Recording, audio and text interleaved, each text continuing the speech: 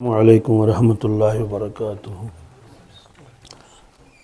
الحمد للہ رب العالمین والصلاة والسلام علی سید الانبیاء والمرسلین وعلی آلہ الطیبین الطاہرین وعلی من تبعہم بإحسان الی یوم الدین، اما بعد۔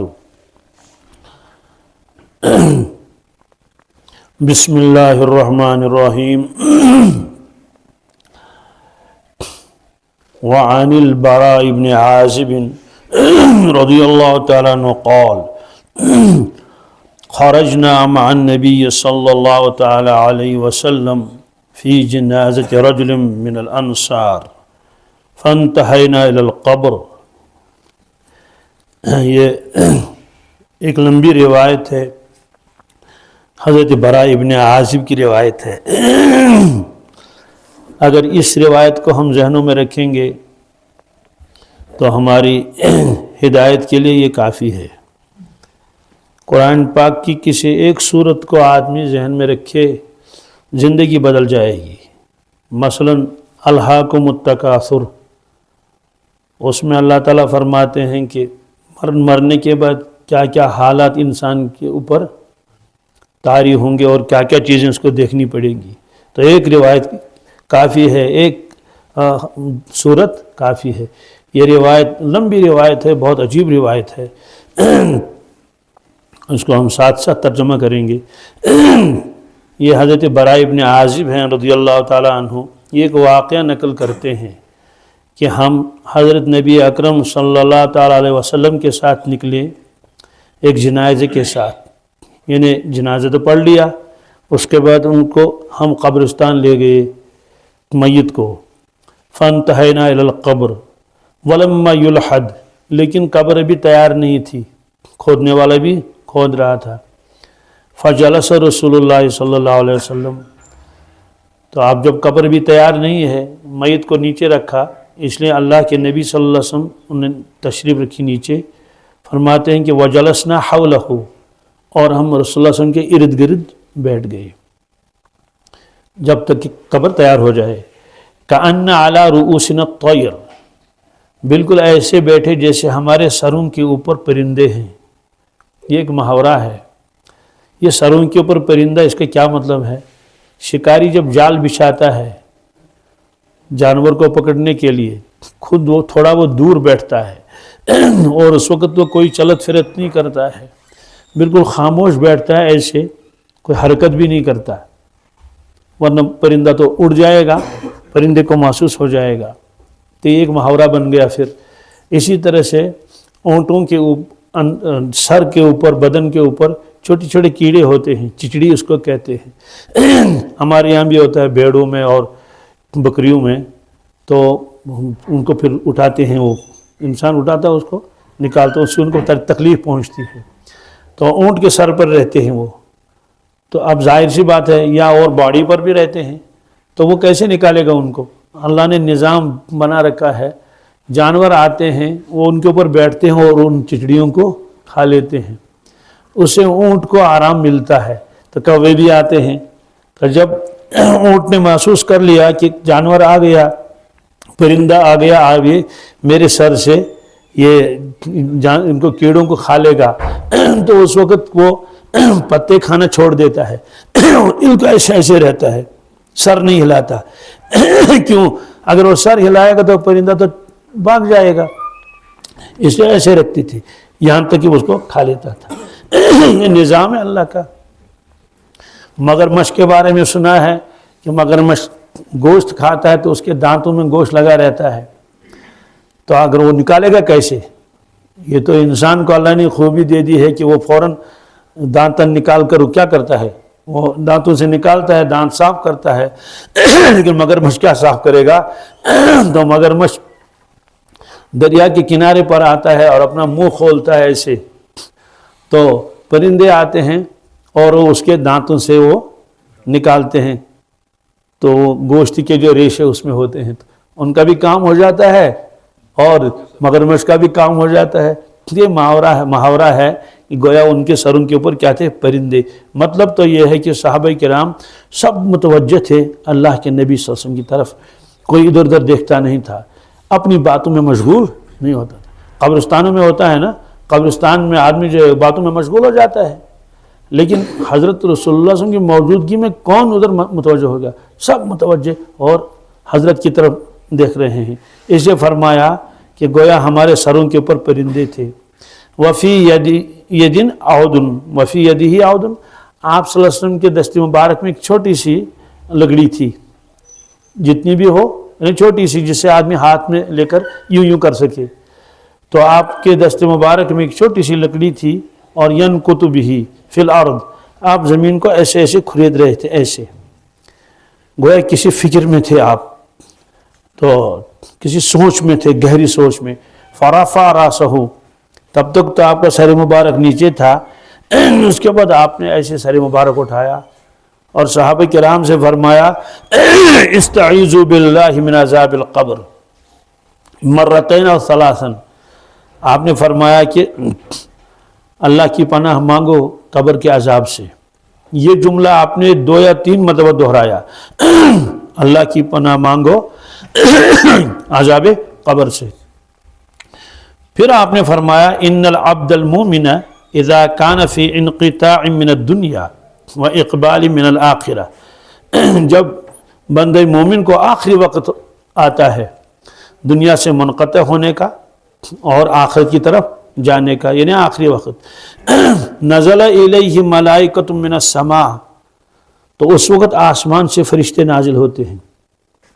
ایک تو وہ فرشتے جو ہمارے ساتھ ہیں، کرامن کاتبین ہیں یا حفاظت کے فرشتے، ان کے علاوہ خصوصی ایک اللہ تعالیٰ کی جانب سے فرشتوں کا ایک لشکر آتا ہے، بیض الوجوہ، فرماتے ہیں کہ سفید چہروں والے، تو ان کے چہرے نورانی ہوتے ہیں، بارونق۔ کیسے؟ فرماتے ہیں کأن وجوہہم الشمس، گویا کہ ان کے چہرے سورج کی طرح ہیں، ایسے چمکدار چہرے ان کے۔ فرشتے تو ویسے ہیں ہی، نور کے بنے ہوئے ہیں، لیکن خصوصیت کے ساتھ اس شخص کے پاس ان کو بھیجا گیا تو نورانی چہرے۔ بعض حضرات نے فرمایا کہ اس بندے مومن کے جو ایمان ہے، ایمان کا نور اور اعمال صالحہ کا نور، اس کا اثر ان پر پڑا۔ کن پر؟ فرشتوں پر۔ بہرحال جو بھی ہو، تو معہم کفن من اکفان الجنہ، اور جنت کا کفن لے کر آئے۔ ایک تو دنیا والے انتظام کرتے ہیں، وہ لاتے ہیں روئی کا کفن یا کھدر کا جو بھی ہو، وحنوت من حنوت الجنہ، اور جنت کی خوشبو، حتی یجلسوا منہ مد البصر، یہاں تک کہ بیٹھتے ہیں اس کے پاس جہاں تک اس کی نگاہ جاتی ہے۔ یعنی یہ بہت سارے آئے ہیں نا، فرشتے آئے ہیں اور لشکر آیا ہے، دور تک اس کو فرشتے نظر آتے ہیں۔ ثم یجیء ملک الموت علیہ السلام، پھر حضرت ملک الموت علیہ السلام تشریف لاتے ہیں۔ پہلے تو یہ فرشتے آتے ہیں، پھر ملک الموت علیہ السلام۔ اس طرح کی بہت ساری روایتیں ہیں، بعض روایتوں میں تفصیل ہے، بعض روایتوں میں کچھ چیزیں ہیں، بعض میں دوسری چیزیں ہیں۔ سارا باب جب پڑھیں گے تو تب تمام روایتیں ذہن میں رہتی ہیں۔ بہرحال اس میں ہے حتی یجلس عند راسہ، ملک الموت علیہ السلام آتا ہے، وہ سر کے اوپر بیٹھتا ہے، سرانے، جیسے بیمار کے سر کے پاس کوئی بیٹھتا ہے، سرانا اس کو کہتے ہیں۔ تو ایک روایت میں اسے سلام کرتا ہے وہ چپکے سے، ایک روایت میں اللہ تعالیٰ کا سلام پہنچاتا ہے کہ اللہ تعالیٰ نے آپ کو سلام فرمایا ہے۔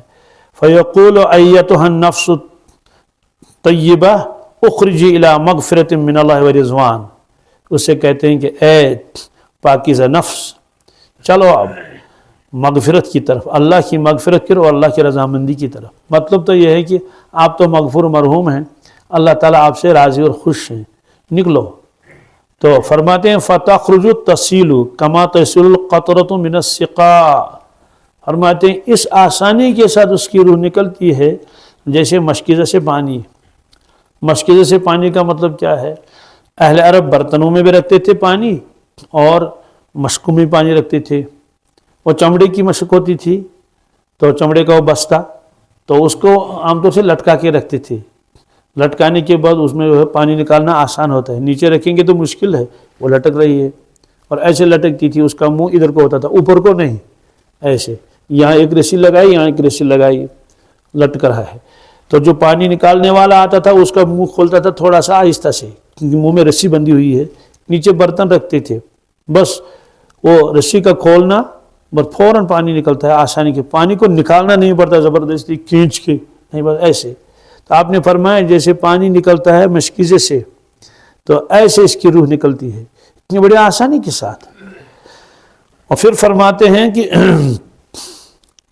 فَيَأْخُذُهَا، ملک الموت علیہ السلام اس کو لے لیتا ہے، فَإِذَا أَخَذَهَا لَمْ يَدْعُهَا فِي يَدِهِ طَرْفَةَ عَيْنٍ، لیکن جو باقی فرشتے آتے ہیں وہ آنکھ جھپکنے کے بقدر بھی اس کے ہاتھ میں نہیں رہنے دیتے ہیں، اس سے لے لیتے ہیں، اس سے حَتَّى يَأْخُذُوهَا، لے جاتے ہیں اس کو، فَيَجْعَلُوهَا فِي ذَلِكَ الْكَفَنِ، تو اس روح کو ہی اس کو اس کفن میں رکھ لیتے ہیں، وہ ریشمی ہوتا ہے جنت کا، اور وَفِي ذَلِكَ الْحُنُوط، اور اس خوشبو میں اس کو رکھ لیتے ہیں روح کو، وَيَخْرُجُ مِنْهَا كَأَطْيَبِ نَفْحَةٍ مِسْكٍ وجدت علی وجہ الارض، اس کے بعد اس روح سے ایسی خوشبو نکلتی ہے، فرماتے ہیں کہ اس روئے زمین پر ایسی خوشبو کہیں نہیں ہے، جتنے بھی پھول ہیں اور کیا کیا خوشبوئیں ہیں، اور اعلیٰ درجے کی خوشبو ہوتی ہیں، اعلیٰ درجے کا عطر ہے، کہتے ہیں اس خوشبو کے ساتھ دنیا کی کوئی خوشبو مقابلہ نہیں کر سکے۔ سوال کیوں؟ یہ ایمان اور عمل صالحہ کی خوشبو ہے، اس لیے یہ دنیا کے غلاب اور یہ اس کا مقابلہ نہیں کر سکتے ہیں۔ پھر فرمایا رسول اللہ صلی اللہ علیہ وسلم نے قال فَيَصْعَدُونَ بِهَا، اب وہ اس کو لے کر چڑھتے ہیں اوپر، تو فَلَا يَمُرُّونَ یعنی بِهَا عَلَى مَلَئٍ مِّنَ الْمَلَائِكَةِ إِلَّا قَالُوا مَا هَذَا الرُّوحُ الطَّيِّبُ فَيَقُولُونَ فُلَانٌ ابْنُ فُلَانٌ۔ اب چونکہ زمین میں اور بھی فرشتے ہیں، فرشتوں کے اپنے پہ کام لگے ہوئے ہیں، تو فرشتوں کی جماعتیں راستے میں مل جاتی ہیں، تو وہ ان سے کہتے ہیں کہ بھائی یہ پاکیزہ روح کس کی ہے؟ کیا ان کو بھی خوشبو آتی ہے؟ زندگی میں تو خوشبو نہیں آئی، نہ انسان کو خود خوشبو آئی نہ دوسروں کو خوشبو آئی، کہ اس وقت خوشبو آتی ہے جب روح بدن سے ہمیشہ کے لیے نکلتی ہے۔ بہت ساری چیزیں دنیا میں ہوتی ہیں نا، جب اس کا ڈھکن بند رہتا ہے تو نہ خوشبو آئے گی نہ بدبو آئے گی، لیکن جب ڈھکن کھل گیا تو اگر اس میں خوشبو ہے تو خوشبو آ جاتی ہے، اگر اس میں بدبو ہے تو بدبو آ جائے گی۔ تو چونکہ یہ روح بدن کے اندر پوشیدہ تھی، اسے اس کی خوشبو نظر نہیں آتی، تو وہ کہتے ہیں یہ فلاں ابن فلاں ہے، کیا بِأَحْسَنِ أَسْمَائِهِ الَّتِي كَانُوا يُسَمُّونَهُ بِهَا فِي الدُّنْيَا، اچھے القاب کے ساتھ اس کا نام لیتے ہیں، اور اس کے والد کا بھی فلاں ابن فلاں، کیا؟ تو شارحین نے لکھا، اس سے معلوم ہوا اگر انسان نیکوکار ہوگا تو اس کے باپ کا نام بھی اس کے ساتھ جو ہے وہ احترام کے ساتھ لیا جاتا ہے، کہنا فلاں ابن فلاں، صرف اس کا نام نہیں کہا کہ فلاں اور ولد فلاں، تو اچھے نام سے پکارتے ہیں، کہ جیسے دنیا میں اس کو پکارتے تھے، کسی کو حاجی صاحب کہتے تھے، کسی کو اور کوئی صاحب کہتے تھے، امام صاحب کہتے تھے، یہاں تک کہ اس کو پہنچاتے ہیں سمائی دنیا، آسمان تو ساتھ ہیں، یہ جو ہم کو جو آسمان نظر آتا ہے اس کو سمائے دنیا کہتے ہیں۔ اس کا تذکرہ قرآن پاک میں بھی ہے، وَلَقَدْ زَيَّنَّا السَّمَاءَ الدُّنْيَا بِمَصَابِيحَ، یہ نزدیک والا آسمان، دنیا کا ایک مطلب ہے نزدیک، وہاں تک پہنچاتے ہیں۔ پھر کیا کرتے ہیں؟ تو وہ فرشتوں سے کہتے ہیں جو وہاں ڈیوٹی پر لگے ہوئے، دروازہ کھولو، کیا دروازہ کھولو، تو وہ کہتے ہیں کہ ان سے ٹھیک ہے، تو دروازہ کھولتے ہیں، ان کو بھی خوشبو آتی ہے، ان کو بھی وہ حیران ہو جاتے ہیں کہ اللہ یہ خوشبو کیسی آ رہی ہے، تو اس کے بعد دروازہ کھول دیا پہلے آسمان والوں نے، تو وہاں بھی فرشتے ہیں، تو وہ فرشتے اس کی مشایت کے اس کے ساتھ چلتے ہیں، استقبال کے لیے چل رہے ہیں، تو یہاں والے فرشتے تو تھے ہی، اب وہاں پہلے والے آسمان پہ فرماتے ہیں کہ یہاں تک کہ اس کو دوسرے آسمان پر اس کو لے جاتے ہیں، حتیٰ ینتہی بہ الی السماء السابعہ، تو دوسرے آسمان پر بھی ایسا ہی ہوتا ہے کہ دروازہ کھولو، وہ کہتے ہیں کون ہے؟ فلاں ابن فلاں ہے، ارے ایسی خوشبو پاکیزہ روح، تو اس کو چڑھاتے ہیں، تو دوسرے آسمان والے بھی ساتھ گئے، جتنے بھی جائیں، تیسرے بھی ساتھ گئے، یہاں تک کہ 7 آسمانوں تک اس کو پہنچایا جاتا ہے، کتنے؟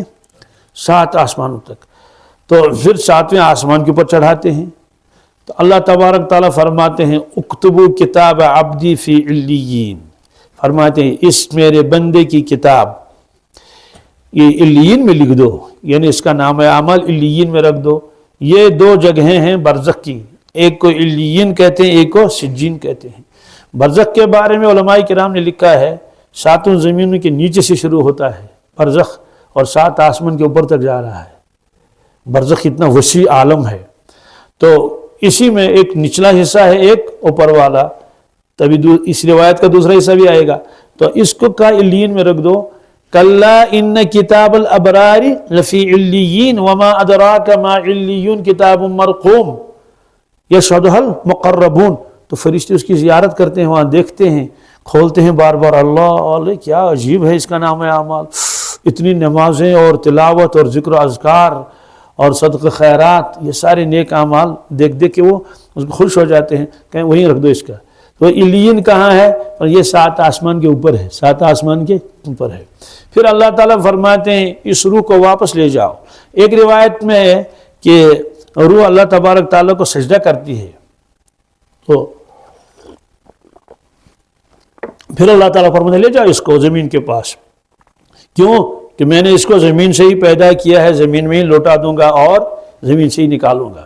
مطلب تو ہے کہ اب اس کو سوالات جوابات کرنے ہیں، حالانکہ روح زمین سے پیدا نہیں کی گئی ہے، زمین سے صرف جسم بنا ہے۔ بہرحال فرماتے ہیں کہ اب وہ واپس لے کر آئے اس کو اس کے جسد میں، تو پھر وہ زندہ ہو گیا۔ اب اتنی دیر تک تو لوگوں نے اس کو جو ہے وہ غسل بھی دیا، کفن بھی دیا اور دفن بھی کر لیا۔ دفن وفن مکمل ہو گئے تو تب تک یہ لاتے ہیں اس کو اس کے جسد میں۔ فیاتیہ ملکان، 2 فرشتے آتے ہیں اس کے پاس، فیجلسانہ، تو اس کو بٹھاتے ہیں، اب اس کو سوال جواب کرتے ہیں۔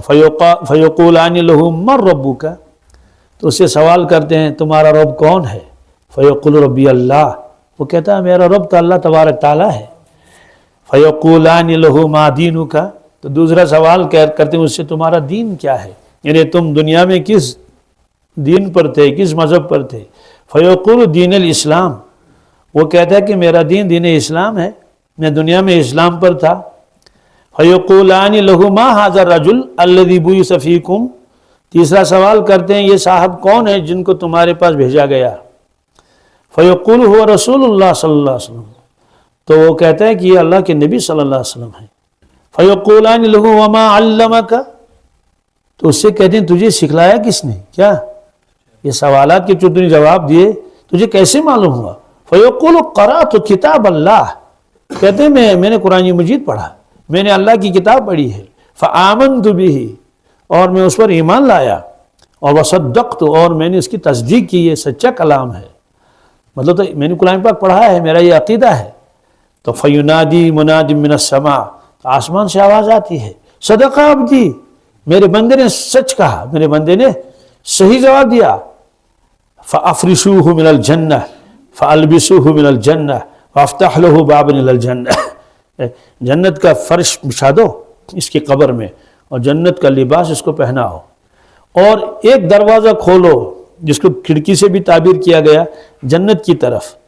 اب وہ یہ تینوں کام آنن فانن ہو گئے، تو اب اس کا جب یہ دروازہ کھول دیا گیا جنت کی طرف تو وہاں سے خوشبو آ رہی ہے، وہاں سے جنت کی ہوائیں آ رہی ہیں، اور وہ دیکھ رہا ہے، اور وہ دیکھ رہا ہے یہ جنت ہے، تو اس سے کہتے ہیں کہ آپ کو یہیں جانا ہے آپ کو، اور یہ قبر اس کی کھل جاتی ہے کتنی، یہ تو عالم برزخ ہے نا، تو اتنی وسیع ہو جاتی ہے۔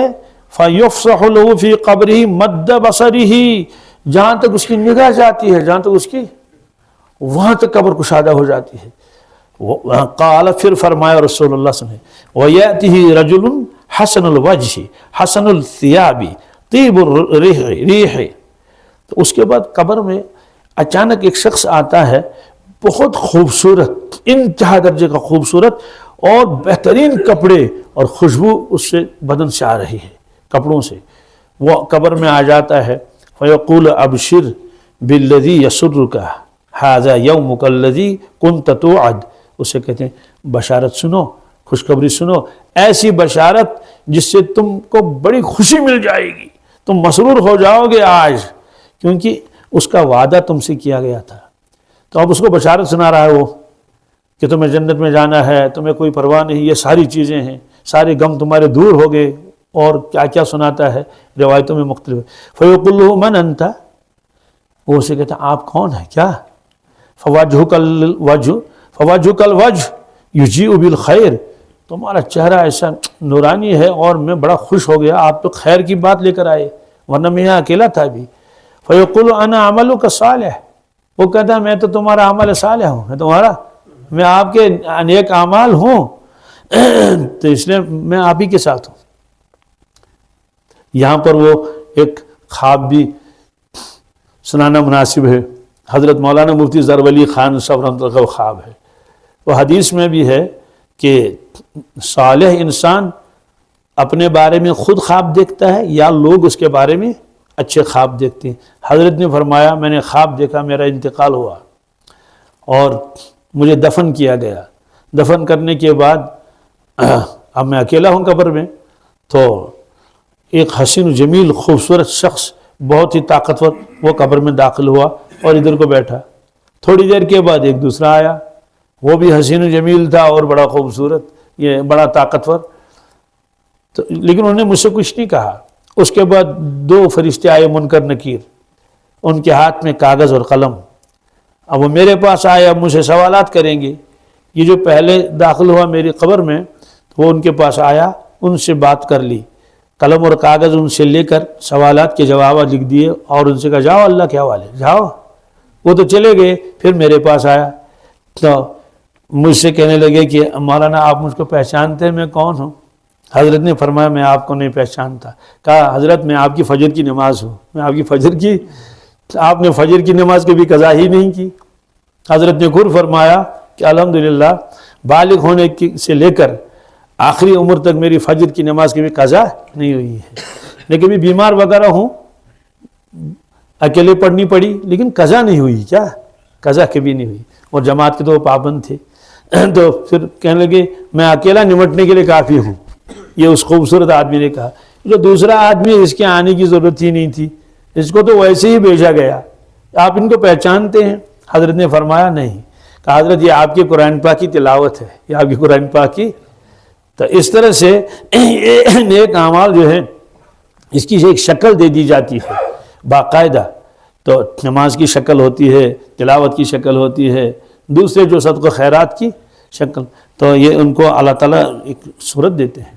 جیسے کوئی آدمی جو ہے وہ خواب میں دیکھتا ہے کہ وہ دودھ پی رہا ہے، تو اس کی تعبیر ہے کہ آپ کو علم حاصل ہوگا، تو علم کو خواب میں دودھ کی شکل میں پیش کیا گیا، تو حالانکہ وہ بظاہر تو دودھ تھا لیکن حقیقتاً وہ علم تھا، تو بظاہر تو یہ انسان ہیں لیکن حقیقتاً یہ اعمال صالحہ ہیں۔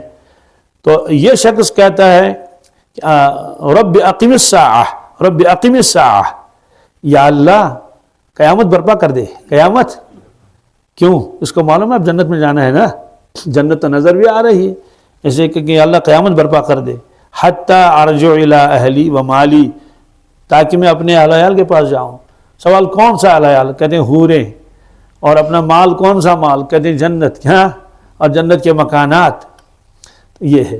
تو دوسری روایت میں ہے کہ وہ پھر یہ بھی کہتا ہے کہ مجھے ذرا اجازت دے دیں میں گھر تک ہو آؤں، کیونکہ گھر والے پریشان ہیں کہ بھائی والد صاحب کا انتقال ہوا، والدہ کا انتقال ہوا، میں ذرا ان کو تسلی دے کے آؤں۔ تو اسے کہتے ہیں وہاں جانے کی اجازت نہیں ہے، نم کنمت العروس، سو جا دلہن کی طرح سو جا۔ تو یہ آپ نے فرمایا۔ تو اگر انسان صرف اس کو یاد رکھے تو کتنی کوئی مشقت اس کو مشقت نظر نہیں آئے گی، وہ اہتمام کرے گا کہ بھائی چند دن تو ہے ہی یار دنیا میں رہنے، اس کے بعد تو ایسے ایسے ابداً ابدا۔ وَإِنَّ الْعَبْدَ الْكَافِرِ إِذَا كَانَ فِي انْقِطَاعٍ مِنَ الدُّنْيَا وَإِقْبَالٍ مِنَ الْآخِرَةِ نَزَلَ إِلَيْهِ مِنَ السَّمَاءِ مَلَائِكَةٌ سُودُ الْوَجْهِ مَعَهُمُ الْمَصُوحُ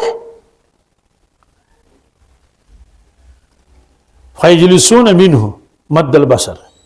اور اگر کوئی آدمی آخرت کو نہیں مانتا ہے، دوسری زندگی کو نہیں مانتا ہے، اللہ تعالیٰ کو وعدہ ناشرین نہیں مانتا، انبیاء علیہ السلام کو نہیں مانتا ہے، کافر ہے، فرمایا جب اس کے مرنے کا وقت آتا ہے، تو مرنا تو ہر ایک کو ہے، تو فرماتے ہیں اس کے پاس بھی فرشتے آتے ہیں لیکن کالے چہروں والے، کیا اب سوال ہو فرشتے تو نورانی ہوتے ہیں، یہ کالے کیوں ہیں؟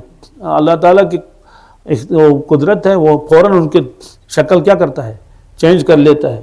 فرشتے خود بھی شکل بدل سکتے ہیں، جبریل علیہ السلام انسانی شکل میں بھی آتے تھے، اور ملک الموت علیہ السلام سے ایک مرتبہ ملاقات ہوئی حضرت ابراہیم علیہ السلام کی۔ آپ نے ملک الموت سے پوچھا کہ ملک الموت، آپ نافرمان بندوں کی جان کیسے نکالتے ہیں، کس شکل میں آپ آتے ہیں؟ انہوں نے کہا اے اللہ کے خلیل، آپ اس شکل کو برداشت نہیں کریں گے۔ پر انہوں نے اصرار کیا، حضرت نے ملک الموت علیہ السلام کہا ٹھیک ہے، آپ اپنا چہرے مبارک ادھر کو پھیر لیں تاکہ میں اپنی شکل بدل دوں۔ تو اتنے میں ملک الموت علیہ السلام نے اپنی شکل بدل دی، فرمایا حضرت دیکھ لیجئے میری طرف۔ تو جو دیکھا، اللہ اکبر، عجیب و غریب شکل ہے اس کی، ہے بڑے بڑے لمبے لمبے بال ہیں اور دانت باہر نکلے ہوئے ہیں اور منہ سے آگ نکل رہی ہے اور لمبے لمبے ناخن ہیں۔ تو روایت میں آتا ہے ابراہیم علیہ السلام یہ دیکھ کر بے ہوش ہو گئے۔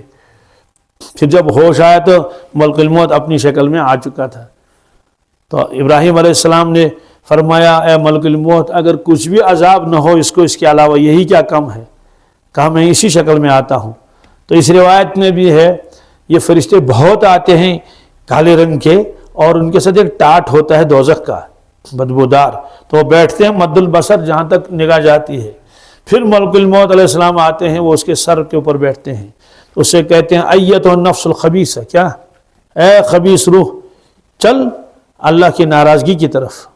فرماتے ہیں کہ روح گھبراتی ہے تو اس لیے وہ چھپتی ہے اب بدن پر۔ چھپنے کا مطلب یہ کہ وہ نکلنا نہیں چاہتی، لیکن اس کو زبردستی نکالا جاتا ہے۔ قرآن پاک نے فرمایا یضربون وجوہہم وادبارہم، فرشتے اس کو روح نکالنے کے لیے اس کے چہروں پر مارتے ہیں اور اس کے شانوں پر مارتے ہیں۔ بہرحال یہ ہے کہ آخر میں مجبور ہو کر ملک الموت علیہ السلام اس کو زبردستی کیا کرتا ہے، تو روح کو بھی مجبور نکلنا ہی پڑے گا، تو نکالتا ہے اس کو۔ وہاں تو فرمایا جیسے مشکل سے پانی، یہاں فرمایا کما ینزع الصفور من الصوف المبلول، جیسے اون ہو اور وہ گیلا ہو کسی چیز میں، بورے وغیرہ میں، بوریا میں ہوتا ہے، تو ایک لوہے کی سلاخ لائی جائے، ایک راڈ، اس کو اس کے اندر داخل کر لیا جائے اور اس کو پھر یوں گھمایا جائے اور ایسے نکالا جائے، تو ظاہر سی بات ہے جو راڈ نکلے گی وہ تو کچھ نہ کچھ روئی ساتھ لے کر آئے گی۔ فرماتے ہیں کہ اتنی تکلیف ہوتی ہے اس کو، پورے بدن سے اس کے روح کو کھینچ لیا جاتا ہے۔ تو ملک الموت علیہ السلام اس کو لیتا ہے، تو جو ہی اس نے لے لیا تو آنکھ جھپکنے کے بقدر بھی اس سے اتنا بھی نہیں چھوڑتے ہیں، فوراً وہ فرشتے اس کو اٹھا لیتے ہیں اور اس ٹاٹ میں رکھتے ہیں، اور جو وہ ٹاٹ ہوتا ہے دوزخ کا ٹاٹ، اس میں رکھ لیتے ہیں، تو اس روح سے نکلتی ہے بدبو، ایسی بدبو، فریح جیفۃ وجدت علی وجہ الارض، ایسی بدبو کہ اگر دنیا میں کوئی جانور مر گیا ہو پھر اسے بدبو آ جاتی ہے، اس سے زیادہ خطرناک بدبو کہ روئے زمین میں ایسی بدبو کہیں نہیں آتی ہے، یہ بدبو آتی ہے اس وقت اس کے روح سے۔ یہ بدبو اصل ہوتی ہے اسی کی، نافرمانیوں کی اور گناہوں کی، یہ ساری چیزیں ہوتی ہیں۔ فرماتے ہیں کہ پھر اس کو لے کر چلتے ہیں فرشتے، تو جس جماعت سے جاتے ہیں فرشتے جہاں ملتے ہیں تو وہ کہتے ہیں کہ یہ خبیث روح کس کی ہے، یہ خبیث روح، وہ کہتے ہیں کہ یہ خبیث روح فلاں ابن فلاں کی ہے، استغفر اللہ، اس کا نام بھی تو باپ کا نام بھی اس میں آ گیا، اور باپ کا کیا قصور ہے اگر اس کا باپ نیک صالح ہے۔ فرماتے ہیں بہرحال وہ ولد والا فلاں لگاتے ہیں تاکہ پورا تعارف ہو جائے۔ فرماتے ہیں کہ بہرحال اس کو لے کر جاتے ہیں ملائکہ آسمان تک، حالانکہ ان کو معلوم ہے آسمان کا دروازہ کھولا نہیں جائے گا، لیکن پھر بھی وہ جاتے ہیں۔ تو راستے میں اس سے کہتے ہیں کون ہے، کہتے ہیں برے القاب کے ساتھ اس کا نام لیتے ہیں، جیسے دنیا میں کہتے تھے یہ چور ہے، یہ فلاں ہے، یہ ڈاکو ہے، یہ وہ ہے شرابی ہے، یہ کبابی ہے، یہ نافرمان ہے۔ فرماتے ہیں کہ یہ آسمان دنیا پہنچے تو ان کو کہتے ہیں دروازہ کھولو، ان کو معلوم ہے یہ کھلا نہیں جائے گا، کہتے صرف اس کو رسوا کرنے کے لیے، دیکھ اور وہاں اتنے اونچا لے جائے تاکہ اس کو پٹک دیں۔ وہ کہتے ہیں کہ کون ہے آپ کے ساتھ، یہ اتنی بدبو ہے، دروازہ نہیں کھلے گا، دروازہ تو آسمان کے دروازے کھلتے نہیں۔ پھر اس موقع پر آپ صلی اللہ علیہ وسلم نے ایک آیت پڑھی، لا تفتح لهم ابواب السماء ولا يدخلون الجنة حتى يلج الجمل في سم الخياط، فرمایا آسمان کے دروازے اس کے لیے کھولے نہیں جائیں گے، اور جنت میں بھی نہیں جائے گا جب تک اونٹ سوئی کے ناکے کے اندر داخل نہ ہو جائے۔ یہ تو ناممکن ہے، تو یہ اس کے لیے بھی ناممکن ہے۔ بڑا دروازہ نہیں کھلتا ہے۔ دروازے بہت ہیں آسمان پر۔ ایک روایت میں ہے کہ ہر مومن کے 2 دروازے آسمان پر ہیں۔ قرآن پاک کی ایک آیت ہے، جب فرعون غرق ہو گیا تو اللہ تعالیٰ نے فرمایا فما بکت علیہم السماء والارض وما كانوا منذرین۔ جب فرعون مر گیا اس دن نہ آسمان نے رویا نہ زمین نے رویا۔ صحابہ کرام نے عرض کیا یا رسول اللہ صلی اللہ علیہ وسلم، فرعون مر گیا، ڈوب گیا، اور اس کے جو ساتھ وہ بھی تھے غرق ہو گئے، تو اللہ تعالیٰ فرماتے نہ آسمان نے رویا نہ زمین نے رویا، تو کیا آسمان اور زمین کبھی روتی ہے، زمین کبھی روتا ہے آسمان؟ آپ نے فرمایا ہاں، آسمان بھی روتا ہے زمین بھی روتی ہے۔ کب؟ جب مومن کا انتقال ہو جاتا ہے۔ سوال ہے کہ زمین کا کون سا حصہ روئے گا؟ دکان، باغ؟ کہتے ہیں نہیں، وہ حصہ جہاں بندہ نماز پڑھتا تھا، اپنی تلاوت اور تسبیحات اور عبادت کرتا تھا، وہ حصے اس دن روتے ہیں کہ افسوس وہ سعادت مند تو چلا گیا۔ کیونکہ زمین خوش ہو جاتی ہے جب اللہ کے بندے زمین پر کیا کرتے ہیں؟ عبادت اور ریاضت کرتے ہیں۔ اس لیے جو برے لوگ ہوتے ہیں ان سے زمین بھی نفرت کرتی ہے۔ تو سوال آسمان کو ہمارے ساتھ کیا ہے؟ چلو زمین نے رویا یہ تو سمجھ میں آتا ہے، لیکن آسمان کیوں روئے؟ فرمایا کہ آسمان کے اوپر 2 دروازے ہیں، ایک دروازے سے بندے مومن کا رزق نیچے آتا ہے، دوسرے دروازے سے اعمال صالحہ اوپر جاتے ہیں۔ یہ مضمون قرآن پاک میں بھی ہے۔ وَفِي السَّمَاءِ رِزْقُكُمْ وَمَا تُوعَدُونَ۔ لوگوں تمہارا رزق تو آسمان میں ہے، اگتا تو زمین سے ہے، لیکن فیصلے کہاں ہوتے ہیں؟ آسمان سے فیصلے ہوتے ہیں، کس کو کتنا رزق دینا ہے۔ پھر دوسری بات ہے کہ الیہ یصعد الکلم الطیب والعمل الصالح یرفعہ۔ فرمایا کہ کلمہ طیب یہ بھی آسمان کی طرف چڑھ جاتا ہے، اور عمل صالح یہ سب آسمان کی طرف چڑھ جاتے ہیں۔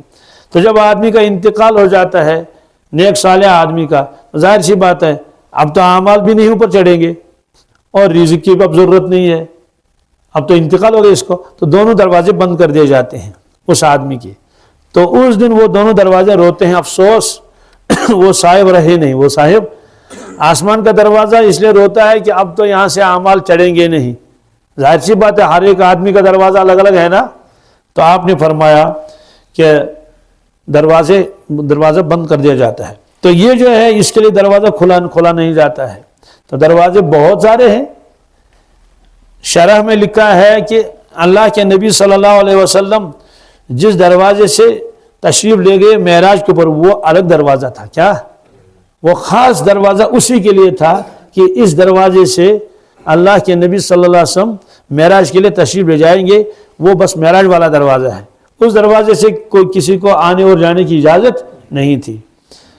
بہرحال یہ فرمایا کہ پھر چونکہ اس کی روح اوپر گئی نہیں تو اس کی روح وہیں سے پٹک دی جاتی ہے۔ تو اللہ تعالیٰ فرماتے ہیں اکتبوا کتابہ فی سجین فی الارض السفلی، کہ اس شخص کا نام اعمال تم سجین میں رکھ دو۔ کلا ان کتاب الفجار لفی سجین وما ادراک ما سجین کتاب مرقوم۔ وہ ہے کہاں؟ کہتے ہیں فی الارض السفلی، جو 7ویں زمین ہے اس کے نیچے رکھ دو۔ تو فتطرح روحہ، اس کی روح کو پھینک دیا جاتا ہے وہیں سے۔ پھر آیت پڑھ لی اللہ کے نبی صلی اللہ علیہ وسلم نے۔ کیا آیت پڑھ لی؟ وَمَن يُشْرِكْ بِاللَّهِ فَكَأَنَّمَا خَرَّ مِنَ السَّمَاءِ فَتَخْطَفُ الطَّيْرُ أَوْ تَهْوِي بِالرِّيحُ فِي مَكَانٍ سَحِيقٍ۔ فرماتے ہیں کہ جو آدمی اللہ کے ساتھ شریک ٹھہراتا ہے گویا کہ وہ آسمان سے گرا، کس سے؟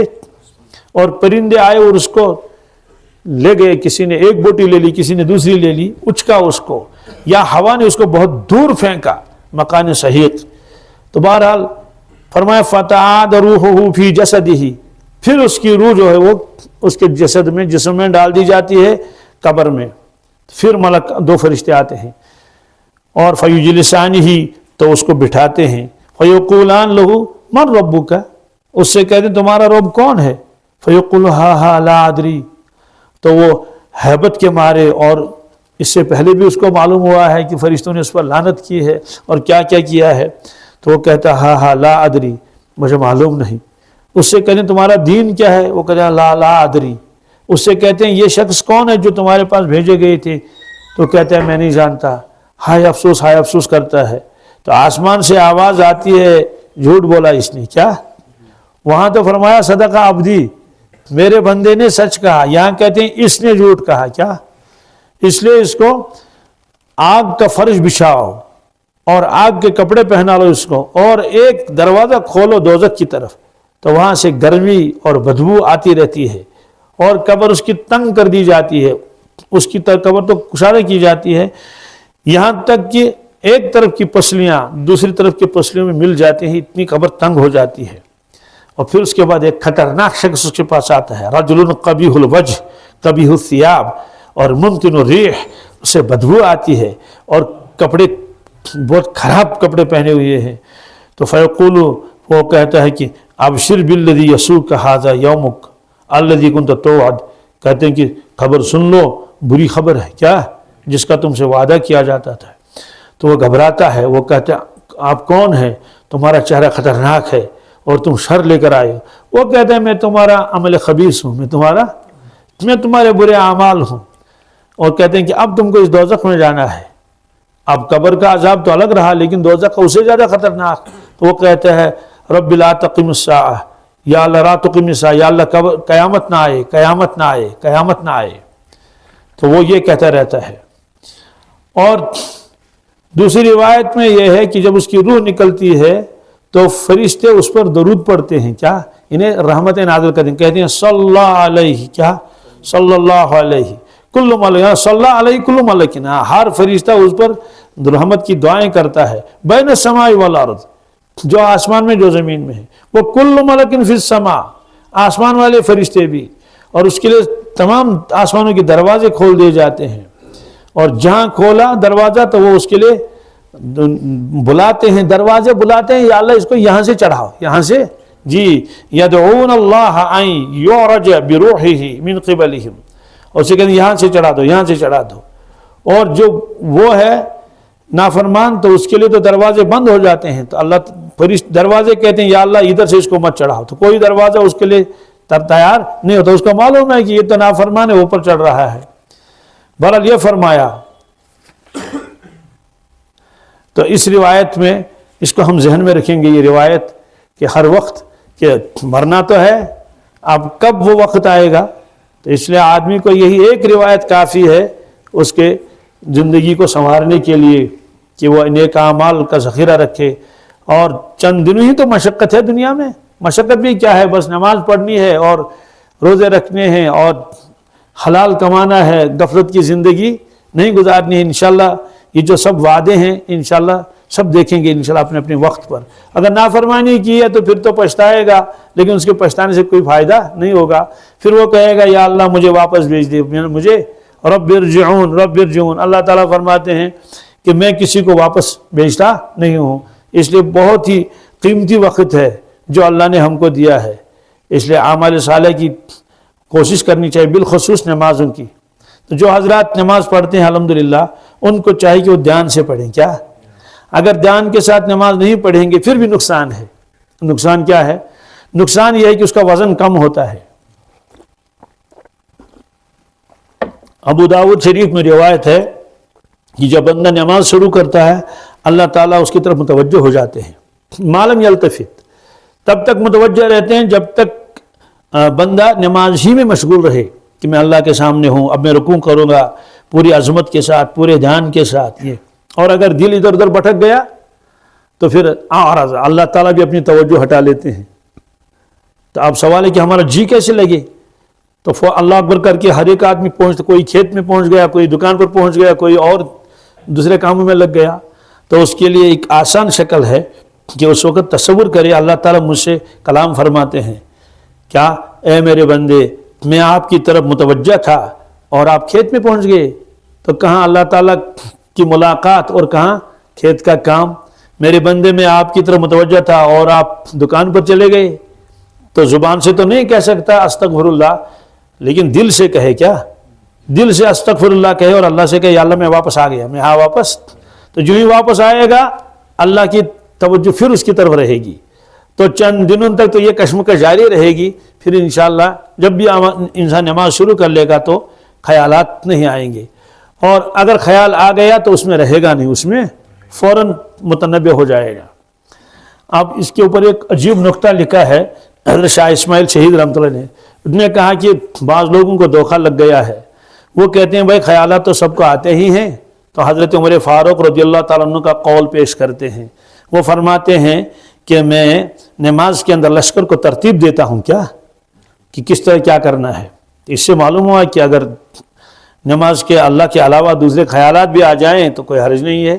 حضرت کو تو لشکر کے خیال آتے تھے، اس کا جواب لکھا اپنی نماز برباد مت کر لو۔ کہ کیوں؟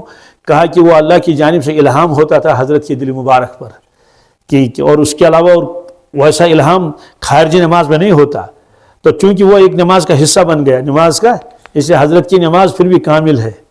اگر اس کو خیال آئے کس کا؟ لشکر کا، تو اللہ کی جانب سے اس کے دل پر وہ، اور ہمارے خیالات تو آتے ہیں کھیت کے اور بھیڑ کے اور بکریوں کے، اس لیے حضرت فرماتے اپنی نماز کو برباد مت کر لو۔ تو نماز کو انشاءاللہ دھیان کے ساتھ پڑھیں گے ہم۔